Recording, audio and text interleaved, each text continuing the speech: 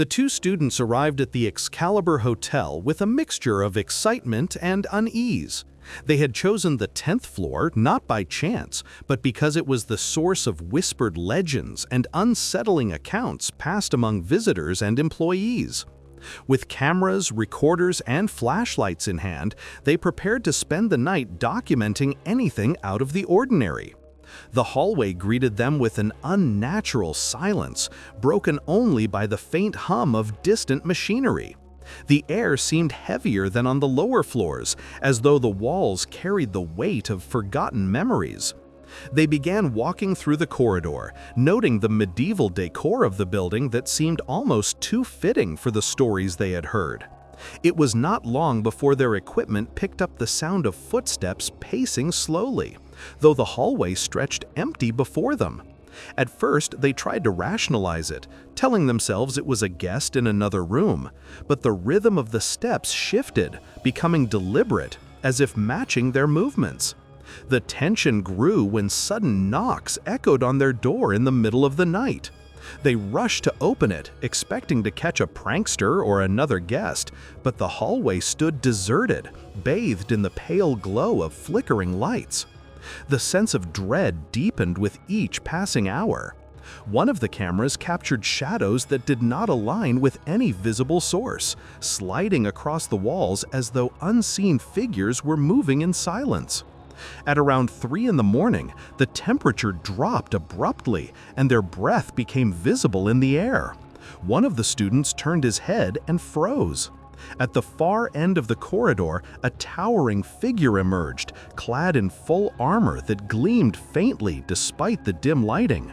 The figure advanced with slow, heavy steps before dissolving through the wall, leaving behind a metallic echo that lingered unnaturally in the silence.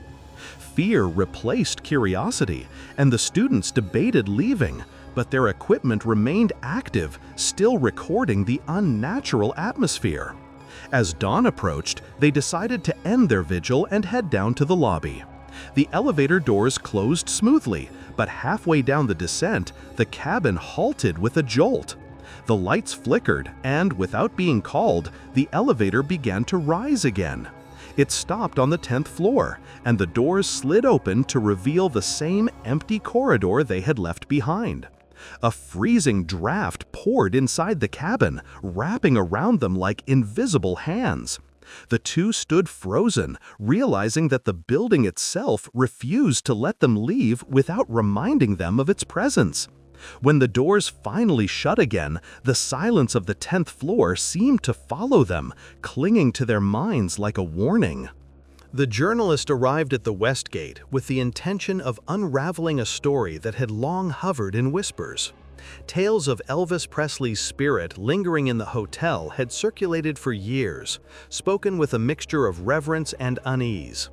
She checked into her room with the professional detachment of someone used to chasing legends, though a quiet thrill of curiosity stirred beneath her calm exterior. The corridors gleamed with polished marble and gold accents, echoing the grandeur of a bygone era. Yet something about the air felt weighted with memory. At first, the hotel presented itself as nothing more than a lavish monument to entertainment. The bar filled with laughter, the stage lights glimmered, and the night crowd moved freely through the casino. She carried her camera, recorder, and notes, determined to capture evidence rather than superstition. Hours passed in uneventful observation until the quiet of midnight set in. The bustling energy of the lobby dimmed, replaced by the subdued hum of air vents and the faint rattle of ice machines. As she wandered the upper floors, she noticed the strange acoustics of the hallway.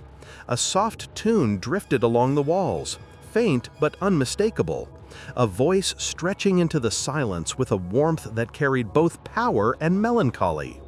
It was a voice she recognized instantly, one that had once filled stadiums and electrified audiences.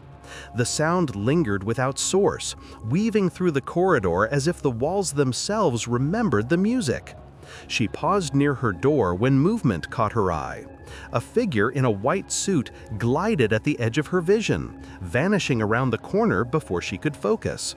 She spent the remainder of the night awake, her equipment recording every shift in the atmosphere. The lights in her room flickered at intervals, and once she thought she heard footsteps pacing in rhythm to the music outside. The air grew heavy, charged with a strange energy that was neither threatening nor comforting, but insistent. When she finally drifted into a restless half-sleep, the melody returned, faintly echoing like a private performance carried from another time. In the morning, she reviewed her recordings. The tapes revealed something that had not been present during the night itself. Amid the ordinary ambient noises, a clear progression of guitar chords emerged, played with precision and feeling. They had not been heard by her ears, yet the microphones had captured them distinctly. The realization unsettled her. She had not simply imagined the presence, nor had it been an echo of the past. The evidence pointed to something lingering, something still performing long after the stage had gone dark. She closed her notebook slowly, struck by the sense that the hotel was not just a place of memories, but a stage still occupied by the shadow of a king who had never truly left. The glamour and the sorrow fused into one, and she felt the unshakable impression that the curtain had never fallen for him within these walls. The group of researchers descended into the tunnels beneath the city, their footsteps echoing against the damp concrete walls. Each carried a flashlight and recording equipment, the beams of light cutting through layers of dust and cobwebs. The air was thick with the smell of earth and rusted metal, and every sound seemed amplified in the confined space. They moved cautiously, their voices hushed, as though afraid to disturb something that had been resting in silence for decades. The first strange noises began almost immediately. Faint taps echoed from somewhere deeper in the passage, like footsteps pacing just beyond the reach of their lights. One of the cameras caught an indistinct murmur, a low vibration that none of them heard in the moment. The deeper they went, the stronger the sense of unease grew. Shapes seemed to dart at the edge of their vision, dissolving into shadow before they could be identified. One of the participants stopped abruptly, his breath quickening. He reported feeling warmth on the back of his neck, as though someone had exhaled directly behind him. When he spun around, the narrow beam of his flashlight revealed only crumbling walls and dripping pipes. The others tried to reassure him, but unease spread through the group, and they advanced in silence, each step heavier than the last. The cameras continued to capture anomalies. A shadow appeared across a wall with no visible source. A figure seemed to pass in the distance, yet no footsteps followed. The tension mounted as the tunnels grew narrower, pressing them into a single line, with darkness stretching endlessly in either direction. Their equipment registered fluctuations in temperature, sudden drops that chilled the air for seconds at a time before vanishing. Eventually, they decided to retreat. The path back felt longer, their sense of direction faltering under the weight of dread. When they emerged into the night air above ground, relief swept through the group, yet none of them could shake the persistent feeling of being followed. Every rustle of leaves and shifting shadow seemed to echo the presence they had left behind. Even in the open streets, the impression lingered. Something had risen from the tunnels with them, silent and patient, carried on the edges of their awareness. The darkness below had not stayed contained, and each of them felt certain that the underground shadows had found a way to step into the light. The little Western chapel stood as a relic of old Las Vegas charm, its modest walls and flickering neon sign drawing couples in search of a quick promise of forever. By day, it carried an air of quaint nostalgia, but at night, shadows clung to the corners, and the silence inside pressed heavily against the hearts of those who entered. The scent of aged wood and dried flowers lingered in the still air, as though the past refused to release its grip. One couple stepped inside, eager to embrace the romance that countless others had sought before them. Yet the atmosphere shifted almost instantly. The soft lighting dimmed unnaturally, as if unseen hands lowered it. The bride felt a sudden chill brush her arm, like fingers grazing her skin. A faint sob echoed through the chapel, a fragile, sorrowful sound that seemed to come from the altar itself. They froze, straining to hear, but the silence returned as swiftly as it had come. When they approached the front of the chapel, the air grew colder still. A shimmer flickered at the edge of their vision, and for a heartbeat, the form of a woman in a tattered wedding gown materialized. Her veil hung in tatters, her face obscured by shadow, and her posture carried the weight of despair. She did not move or breathe, and yet the overwhelming presence of grief radiated from her. Before they could react, her silhouette dissolved into the darkness, leaving only the echo of distant weeping. The couple's excitement turned to unease. Every step toward the exit seemed longer, their bodies tense as if they might be touched again at any moment. The chapel, once a place of promises and joy, revealed itself as a mausoleum of broken vows and sorrowful memories. The bride whispered that the air itself felt heavier, as though happiness and tragedy had been stitched together in its walls. They departed into the neon glow of the city, shaken and silent. Behind them, the chapel stood quiet once more, holding its secrets in the shadows. Love and loss remained entwined there, and the spectral bride lingered, forever bound to a promise that had never been fulfilled. The couple carried the weight of the encounter with them, realizing that the echoes of forgotten vows could haunt even the brightest celebrations. The hotel towered over the boulevard with its glittering facade, hiding the scars of its past behind walls of polished glass and neon light. Decades earlier, flames had consumed entire floors, trapping guests in smoke-filled corridors and leaving a mark that the city tried to forget. Yet the building itself remembered, and its silence carried a weight that pressed upon those who entered.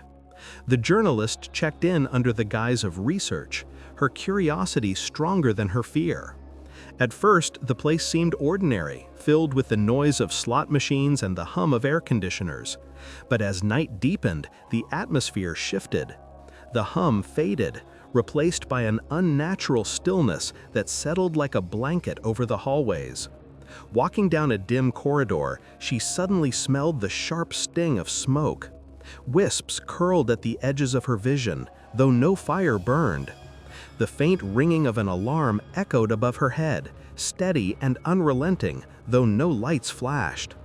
Panic brushed against her chest, not her own, but as if borrowed from those who had once run for their lives. Shadows took shape ahead of her, indistinct figures rushing through walls and disappearing into locked doors. Their movements carried the desperation of people who knew escape was impossible. Some reached out with trembling hands, their mouths open in silent screams that the journalist could feel but not hear. She stood frozen as the heat rose around her, though the air was cool. For a brief moment, she saw the corridor as it once had been, flames devouring wallpaper, ceilings cracking, and terrified guests stumbling through smoke so dense it erased the world. Then the vision dissolved, leaving her alone with the echo of footsteps fading into silence. Her breath trembled as she realized what the city had built upon. The tragedy had never left this place. The ghosts of fire victims remained tethered to its walls, bound to relive the final moments of their lives as if time itself had trapped them. When she finally stepped back into the glow of the lobby, the noise of the casino returned, bright and alive, as though nothing had changed. Yet she knew the truth. Las Vegas thrived on spectacle, but beneath the glamour lay a city that could not escape its past. The hotel carried its history not in records or plaques, but in restless souls, forever wandering its corridors, their memory etched in smoke and silence. The nightlights of Fremont Street flickered like a restless heartbeat, bathing the crowds in neon and shadow. Music pulsed from open doorways, and the air buzzed with laughter, but one man felt strangely detached from the spectacle. As he wandered past the glittering signs, his attention was caught by a solitary figure standing against the glow, a man with an easel set up in the middle of the street as though the chaos around him did not exist. The figure moved with quiet intensity, brush sliding across canvas that shimmered faintly in the artificial light. His clothes belonged to another age, loose, paint-stained, and worn in ways no tourist outfit could ever be. The observer stopped, sensing something wrong yet unable to turn away. No one else seemed to notice. The crowd flowed around the painter as if he were invisible. The canvas revealed scenes of Fremont Street not as it was, but as it had once been. Dusty roads, saloons, and gas lamps instead of electric signs. Each stroke deepened the illusion until the observer felt as though the street itself bent and shifted, folding past and present into one. The paintings carried a strange vitality, yet when the man blinked, the canvases were bare again. The brush strokes vanished into the night. Later, when dawn approached, the walls of nearby buildings bore murals that had not been there hours before. Faces of strangers long dead, fragments of landscapes erased by construction, and images of sorrow that clung to the brick and stone. By morning, they dissolved like mist, leaving only bare walls and confused onlookers who whispered about tricks of the light. The tourist returned night after night, searching for the phantom artist. Each time the painter appeared, always in silence, always lost in work. His eyes never lifted, his expression never changed. He seemed to exist between moments, his art visible only in fleeting glimpses before vanishing again. It became clear that he was more than a vision. He was a remnant of a man who had sought recognition but found none, condemned to paint the city that forgot him. His canvases bled into the world, then slipped away, as if time itself refused to hold them. When the figure finally dissolved into the wash of neon, the tourist noticed smudges of fresh paint across the pavement, tiny footprints of color leading nowhere. The marks glowed faintly before fading into the stone, leaving nothing but the certainty that the city carried his spirit still. Fremont Street's lights glittered on, uncaring, but the man knew he had glimpsed a soul who had never escaped the canvas of his own longing. The old school stood at the edge of the city, its windows dark and hollow, its paint flaking in pale strips under the desert sun. At night, the silence inside was broken only by the hum of the lights and the distant creak of pipes settling in the walls. The janitors moved through the empty halls with their carts, their footsteps echoing unnaturally loud on the tiled floors. Yet the stillness never lasted long. They began to notice her first as a flicker of motion at the end of a corridor. A small figure, barely taller than the lockers, dressed in a white dress that shimmered faintly in the dim light. Sometimes she appeared as a blur, running quickly before vanishing behind a corner. Other times she lingered, her laughter carrying like a bell, too light and too alive for the lifeless building. No matter how quickly the janitors followed, the hall was always empty, the air colder where she had been. The security guards grew uneasy when cameras captured something stranger.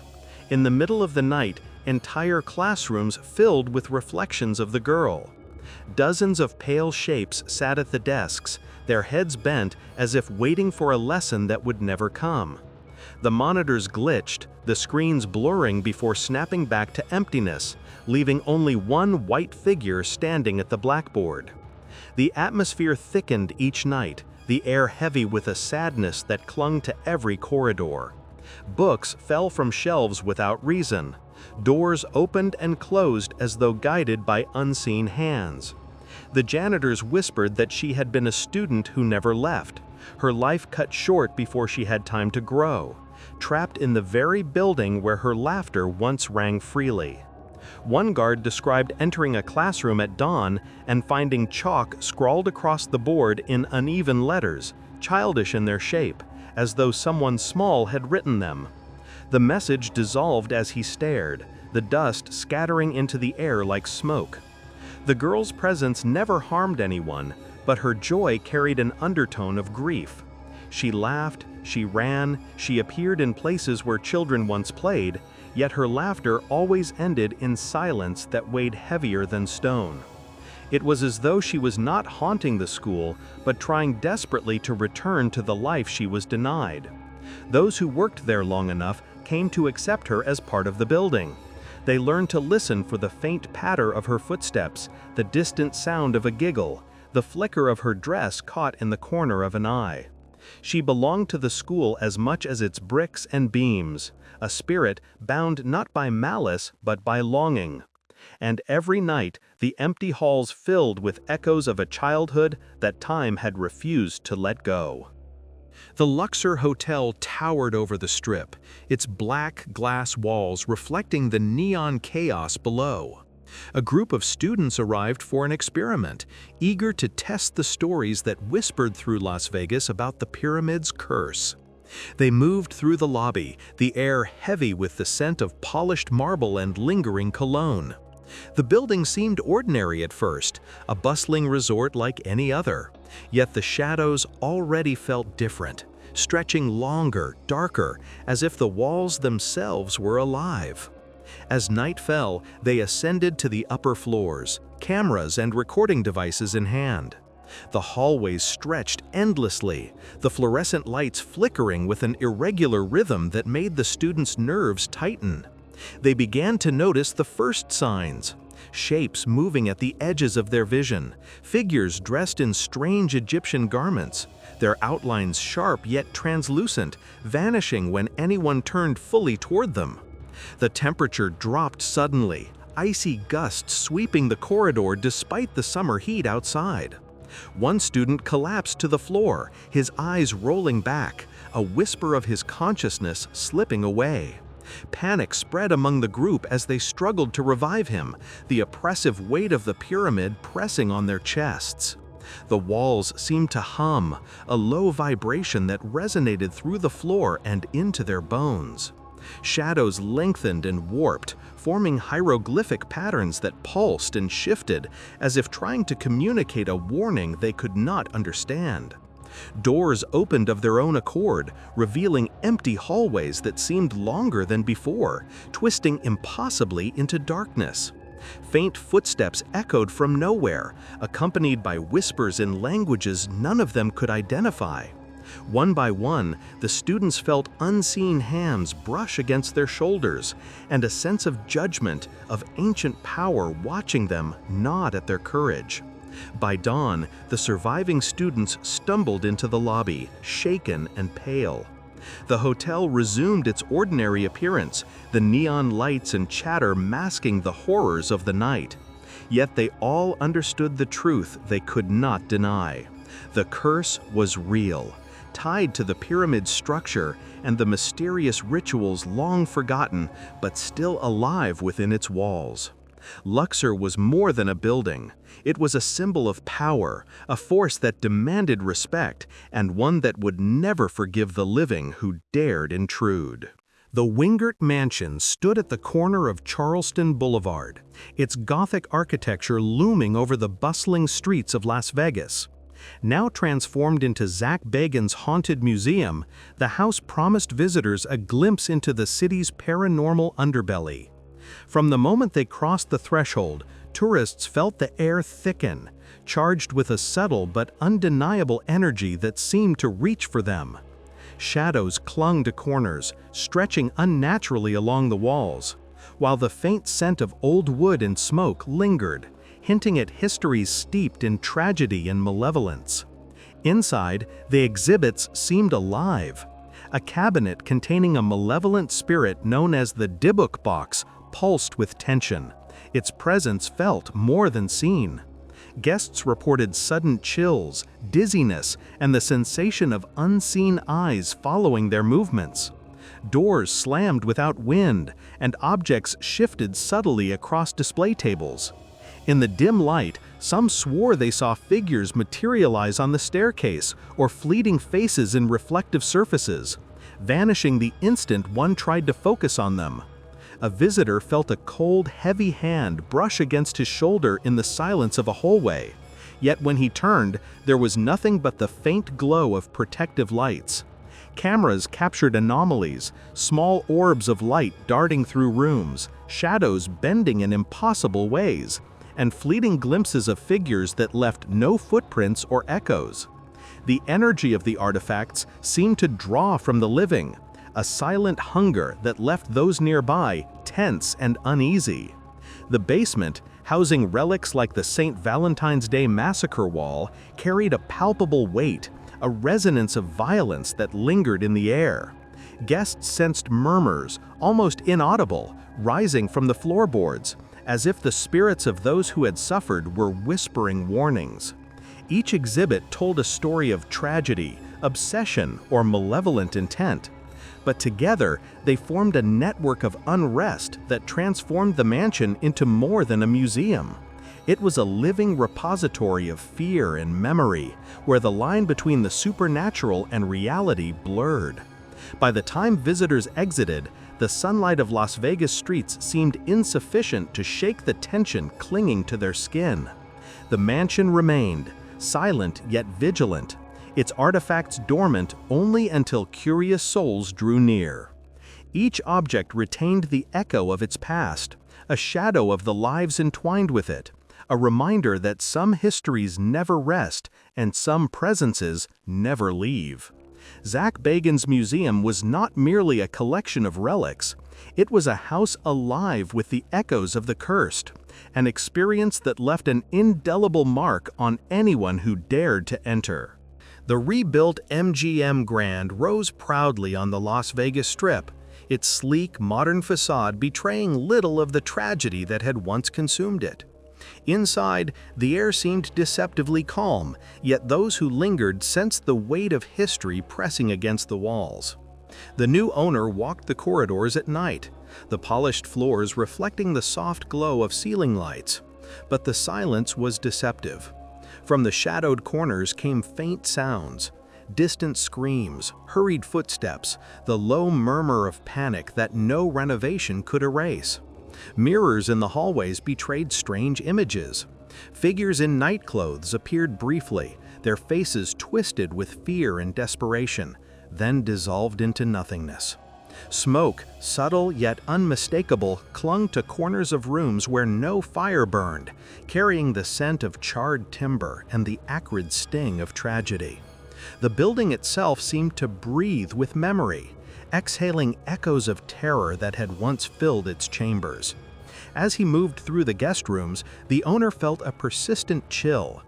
Doors opened and closed without cause, elevators halted inexplicably, and distant alarms rang faintly as though recalling the chaos of that fateful night.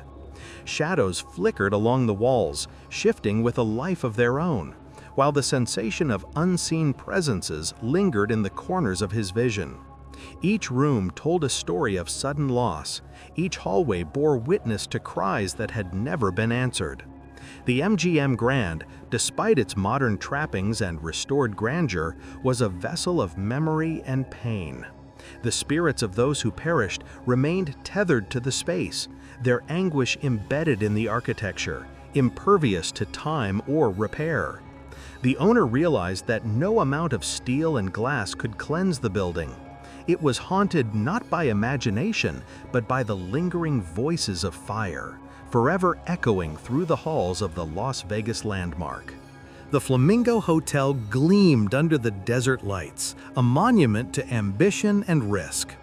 Guests marveled at the gardens and luxurious interiors, yet beneath the surface, the hotel held secrets that refused to rest. In the quiet hours of the night, a shadowy figure emerged, always impeccably dressed in a dark suit, his presence fleeting yet unmistakable. He appeared by windows overlooking the Strip, paused briefly in the lush gardens he had once helped shape, and vanished as suddenly as he had materialized. Rooms occasionally bore signs of his restless energy. Mirrors cracked without cause, and whispers traced the corridors, hinting at conversations long ended. The air carried a subtle tension, a feeling that someone unseen watched over the property, ensuring that the legacy of ambition, crime, and vision was never forgotten. Guests sensed more than legend. They felt a lingering authority, a connection to the man who had built the Flamingo from the ground up. The hotel itself seemed alive with memory, responding to his presence. Lights flickered in empty halls, shadows shifted at the edge of vision, and the occasional object moved subtly, leaving only the faintest trace of disturbance. Staff and visitors alike became aware that Bugsy Siegel's spirit was not a mere story. It was a continuing influence, entwined with the identity of the flamingo. The hotel thrived on the living world outside, yet it remained haunted by the vision and force of a man who refused to be forgotten, forever guarding the empire he had created. The El Cortez Hotel and Casino, one of the oldest on the Strip, carried a history steeped in ambition, crime, and whispered secrets. Guests wandering the dimly lit corridors sometimes caught sight of figures dressed in dark suits, their forms rigid and unyielding, moving silently as if patrolling the hallways. A pale-faced woman appeared intermittently near the upper floors, her presence both sorrowful and commanding, a remnant of tragedies long past. The air grew heavy with cold, chilling even the most seasoned visitors. Shadows pooled unnaturally in corners, and the faint echo of footsteps reverberated through empty halls. Doors creaked and closed on their own, and lights flickered sporadically, casting eerie patterns on the worn carpets. Patrons could feel a subtle but persistent pressure, as though the building itself demanded vigilance and respect. Despite the oppressive atmosphere, people were drawn to El Cortez again and again, compelled by curiosity or the thrill of the forbidden. The history of the casino lived in these spectral guardians, a reminder that every fortune won or lost left an imprint, and that some presences never departed. The hotel thrived in the neon glow of Las Vegas outside, yet within its walls, the spirits of the past remained, silently observing, ensuring that the story of El Cortez endured through the decades.